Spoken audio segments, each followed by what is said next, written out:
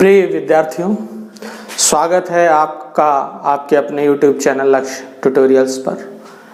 आज हम लोग कक्षा 12 भौतिक विज्ञान विषय की चर्चा करेंगे। तो इस वीडियो सेशन में हम लोग जो थर्ड यूनिट है उसके कुछ इम्पोर्टेंट टॉपिक्स को स्टार्ट करते हैं।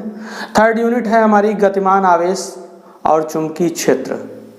तो इसमें जो पहला आपका अध्याय है वो भी यही है, गतिमान आवेश था चुंबकीय क्षेत्र। आपकी जो थर्ड यूनिट है वो बेसिकली मैग्नेटिज्म टर्म को बिलोंग करती है। उसमें पूरा मैग्नेटिज्म को आपको स्टडी करना है। तो सबसे पहले हम बात करते हैं, पुरानी कक्षाओं में हमने जो है चुंबकत्व के बारे में पढ़ा था। चुंबक जो है वो मिश्र धातुओं से बने होते हैं, उनमें दो पोल होते हैं, एक पॉजिटिव पोल, एक आपका नॉर्थ पोल, एक साउथ पोल। इस तरीके के कॉन्सेप्ट को हमने डिस्कस किया था। तो आज बात करते हैं चुंबकीय क्षेत्र क्या होता है। चुंबक कितने प्रकार के होते हैं ये हमने पढ़ा। क्षण चुंबक होता है जिसको बार मैग्नेट, स्टेट मैग्नेट कहते हैं, यू शेप मैग्नेट होता है, और आपका चुंबकीय सुई भी होती है। बात करते हैं चुंबकीय क्षेत्र की। चुंबकीय क्षेत्र क्या होता है?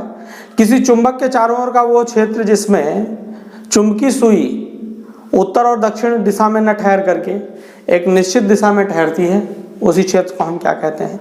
चुंबकीय क्षेत्र कहते हैं। और आपको पता है कि स्वतंत्रता पूर्वक किसी क्षण चुंबक या बार चुंबक को लटकाने पर, बार मैग्नेट को लटकाने पर वो उत्तर और दक्षिण दिशा में ठहरते हैं। इस तरीके से आपने डिस्कस किया था प्रीवियसली क्लासेस में।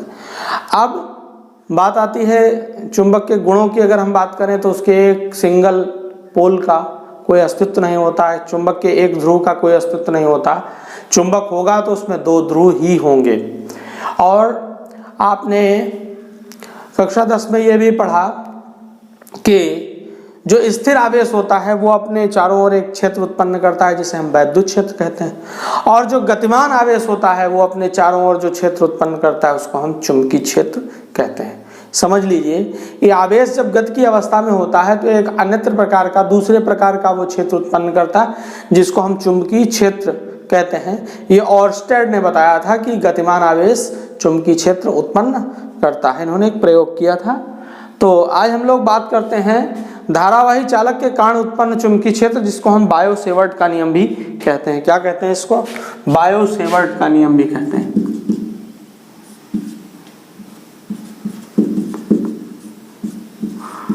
का नियम भी कहते हैं। ये किसी धारावाही चालक के कारण चुंबकीय क्षेत्र, मतलब magnetic field due to current carrying conductor. धारावाही चालक का मतलब जिसमें धारा प्रवाह हो जाए, है ना, तो वो क्या हो गया? धारावाही माने करंट कैरिंग कंडक्टर हो गया। ठीक है, हम ये कंसीडर कर लेते हैं। Let us consider this is a current carrying conductor. ये करंट कैरिंग कंडक्टर है जिसमें आई करंट फ्लो हो रही। कितनी करंट फ्लो हो रही? आई। और इस तार की सूक्ष्म लंबाई, इस कंडक्टर की सूक्ष्म लंबाई हमने इतनी जो है इसको डेल्टा एल ले लिया। इसके किसी मध्य बिंदु से, है ना, एक बिंदु हमने यहाँ पी मान लिया। क्या मान लिया? पी।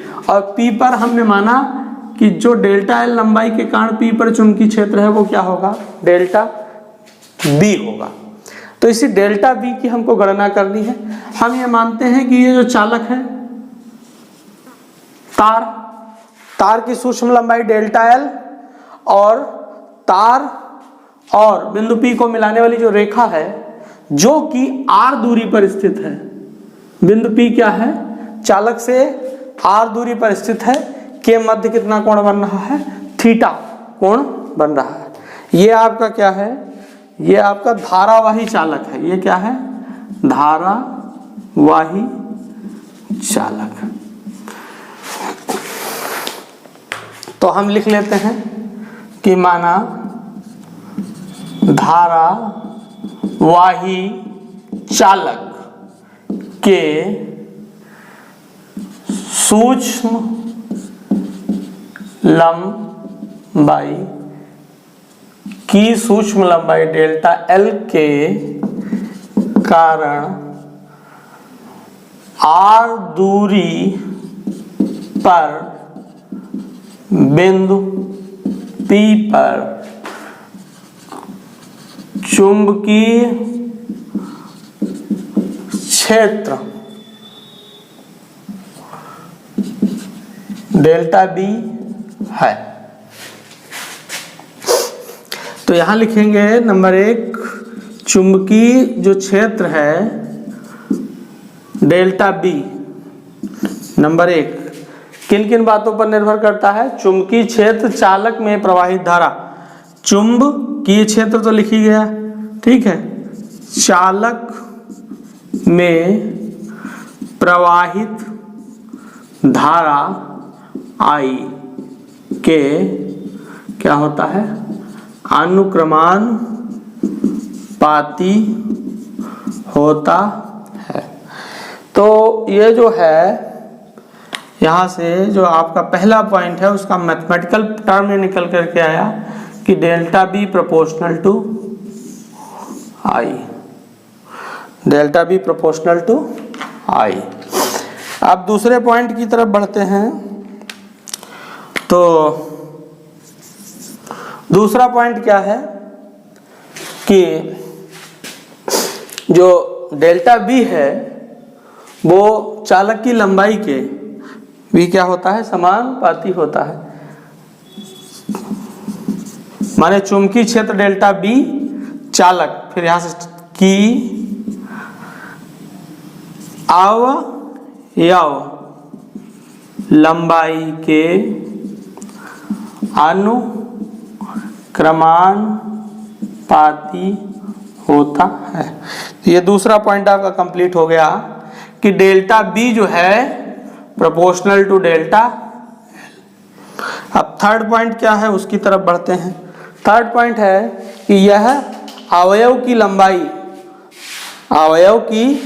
लंबाई तथा उस बिंदु से मिलाने वाली रेखा के बीच बने कोण की ज्या के अनुक्रमानुपाती होता। ये जो कोण बन रहा है माने चुंबकीय क्षेत्र अवयव की लंबाई तथा उस अवयव की लंबाई तथा अवयव को उस बिंदु माने P, उस बिंदु तक मिलाने वाली रेखा के बीच बने कोण की ज्या के अनुक्रमानुपाती होता है। बने कोण की ज्या के क्या होता है? अनुक्रमानुपाती होता है। मतलब डेल्टा बी प्रोपोर्शनल टू क्या हो जाएगा? ज्या माने साइन है, साइन थीटा। फोर्थ पॉइंट की तरफ बढ़ते हैं। क्या है भाई फोर्थ पॉइंट? इसमें हम चाहे इसको इक्वेशंस मान लें या रिलेशंस मान लें, ये सब क्या निकल करके आ रहे हैं? या तो ये संबंध मान लीजिए या आप जो है इक्वेशन मान, समीकरण मान। यह बिंदु से अवयव की दूरी, यह न लिखिए क्योंकि ये चुंबकीय क्षेत्र आपने लिखा है। बिंदु से अवयव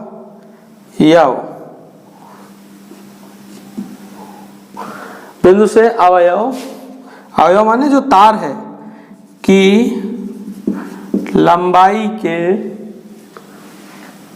यह बिंदु से अवयव की लंबाई या अवयव की दूरी या लंबाई के वर्ग के व्युत्क्रमानुपाती होता है। ठीक है ना? तो delta B proportional to 1/r²। ये आपका जो है फोर्थ रिलेशन आ गया यहाँ से। अब इन चारों रिलेशंस को हम क्या करेंगे? ज्वाइन कर देंगे।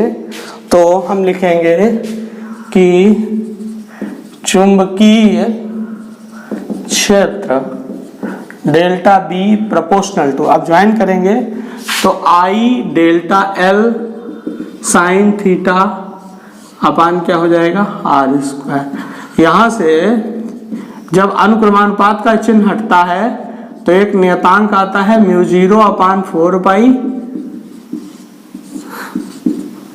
तो ये समीकरण इस तरीके से परिवर्तित हो जाती है कि delta B is equal to mu 0 upon 4 pi I D delta L sine theta upon R square. ठीक, इसे क्या कहते हैं, यही बायो सेवर्ट का नियम है। ये क्या है, बायो सेवर्ट का नियम है, जहां पर जो म्यू 0 है इसको हम कहते हैं निर्वात की चुंबकशीलता,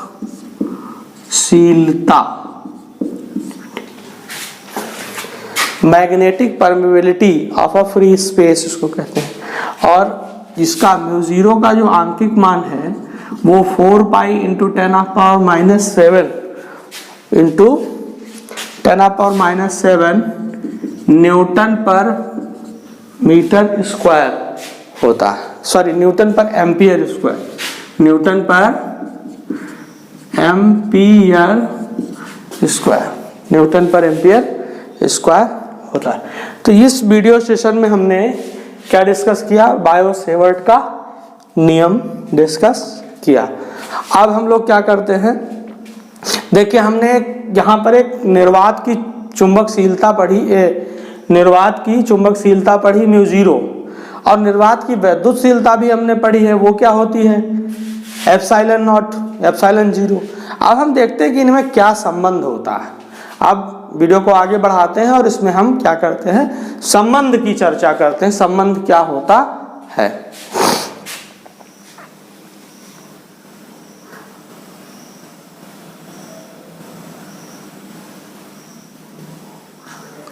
तो अब हम लोग क्या करते हैं, निर्वात की चुंबकशीलता म्यू नॉट और निर्वात की जो वैद्युतशीलता है एप्सिलॉन नॉट, इसमें संबंध देखते हैं क्या होता है। ठीक है, 1/4 पाई एप्सिलॉन नॉट बराबर 9 × 10⁹ न्यूटन मीटर स्क्वायर पर कूलम स्क्वायर होता है। ये हमने पहली यूनिट के पहले लेसन में पढ़ा। और mu 0/4 pi is equal to 10⁻⁻7 newton per ampere square होता है, ये अभी हमने पढ़ा। अब इन दोनों संबंधों को हम क्या करते हैं, इनको ज्वाइन करते हैं। ज्वाइन करने के लिए हम समीकरण सेकंड को फर्स्ट से भाग कर देते हैं। तो देखिए म्यू 0/4 पाई भाग करना है, माने पलट करके इसको हम क्या करते हैं, लिख देते हैं, भाग कर दिया। ठीक है, आफ्टर दैट आप सेकंड बाई फर्स्ट कर रहे हैं, इस चीज का ध्यान रखना। ये हो गया। अब यहाँ से 4 कैंसिल हो गया, पाई कैंसिल हो गया। म्यू 0/ε0 बराबर 10⁻⁻7 9 इंटू 10⁻9। इसको सिंप्लीफाई करते हैं, म्यू 0ε0 हो गया 1/9 गुणे, ये पावर माइनस की ऊपर है, नीचे आएंगी तो प्लस की हो जाएंगी, 10 की पावर कितना हो जाएगा 16। म्यू नॉट और एप्सिलॉन नॉट बराबर 1/, इसको हम क्या कर सकते हैं, 3 × 10⁸ का पावर 2 लिख सकते हैं, 8⁻2 लिख सकते हैं इस तरीके। और आपको पता है कि म्यू नॉट एप्सिलॉन नॉट बराबर 1/, आप जानते हैं प्रकाश की चाल क्या होती है, 3 × 10⁸ मीटर पर सेकंड होती है, मीटर पर सेकंड। तो यहाँ पर हम 3 × 10⁸ की जगह पर ये रख सकते हैं, c रख सकते हैं, तो c² हो गया। अब इसको अगर हम सिंप्लीफाई करें तो c² बराबर 1/μ0 एप्सिलॉन नॉट, तो c बराबर 1/√μ0 एप्सिलॉन नॉट, ये हो गया। तो इस तरीके से आपने निकाला कि प्रकाश की जो चाल है उसमें निर्वात की वैद्युतशीलता और चुंबकशीलता में क्या संबंध होता है। इसको एग्जाम में इस तरीके से डायरेक्ट 1 लाइन क्वेश्चन में इस तरीके से पूछा जा सकता।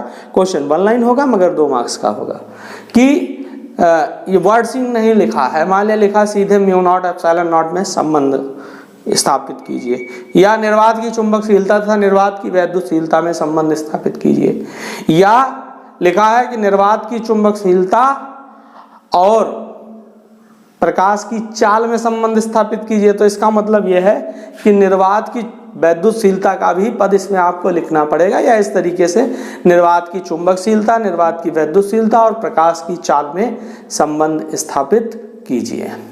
ठीक है, तो ये वीडियो सेशन आपको कैसा लगा कमेंट बॉक्स में ज़रूर बताइए। हम इसी तरीके से आपके साथ कंटिन्यू चलते रहेंगे, वीडियोस आते रहेंगे आपको। और हमारे जो है वीडियोस को लाइक कीजिए, शेयर कीजिए अधिक से अधिक बच्चों में, क्लासमेट्स में अपने, जिससे कि इस वीडियो का लाभ ज़्यादातर लोगों तक पहुंच सके। और हमारे YouTube चैनल लक्ष्य ट्यूटोरियल्स को सब्सक्राइब कीजिए। धन्यवाद।